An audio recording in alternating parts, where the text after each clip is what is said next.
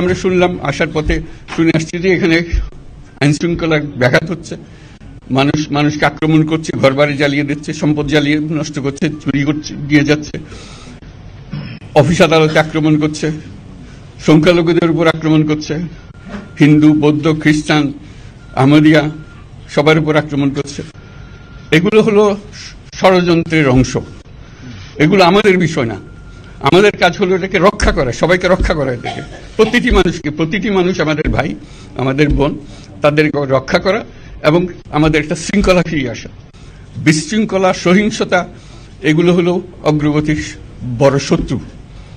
আমাদের যে যাত্রা শুরু হলো সেই যাত্রার শত্রু, কাজে এই শত্রুকে যাতে রোধ করা যায়, তাদেরকে বুঝিয়ে শুনিয়ে হোক, তাদেরকে আইন শৃঙ্খলার হাতে দিয়ে হোক, এটা বুঝাতে হবে। তাকে মেরে পেটে এটা ঠিক না, আইন শৃঙ্খলা নিজের হাতে ঠিক না।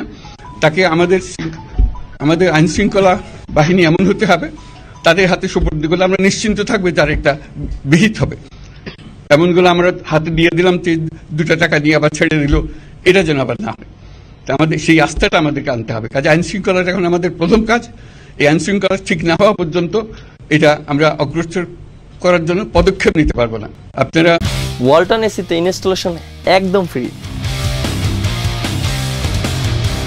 আমার উপরে আস্থা রেখে আমাকে জানিয়েছে, ছাত্ররা আমাকে আহ্বান দিয়েছে, সেটাতে আমি সাড়া দিয়েছি।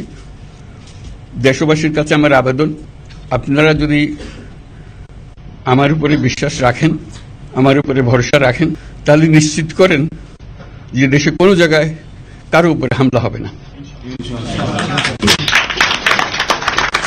এটা আমাদের প্রথম দায়িত্ব। এটা যদি আমি করতে না পারি, এটা আমার কথা যদি না শোনেন আপনারা, তাহলে আমার প্রয়োজন এখানে নাই। আমাকে বিদায় দেন, আমি আমার কাজে থাকি, সেখানে আমি ব্যস্ত থাকি। যদি আমাকে প্রয়োজন মনে করেন, তাহলে আমাকে প্রয়োজন মনে করলে আমাদেরকে দেখাতে হবে যে আমার কথা আপনারা শোনেন। আমার কথা না শুনলে আমার কোনো প্রয়োজন নাই। আমার প্রথম কথা হলো, আপনারা বিশৃঙ্খলা থেকে দেশকে রক্ষা করেন, আপনারা সহিংসতা থেকে দেশকে রক্ষা করেন, যাতে আমরা যা আমাদের ছাত্ররা আমাদেরকে পথ দেখায়, সেই পথে আমরা এগিয়ে যেতে পারি। এটা একটা খুব সুন্দর দেশ হতে পারে। বাংলাদেশ একটা খুব সুন্দর দেশের সম্ভাবনাময় দেশ। কাজে এই সম্ভাবনাগুলোকে আমরা নষ্ট করে দিয়েছি।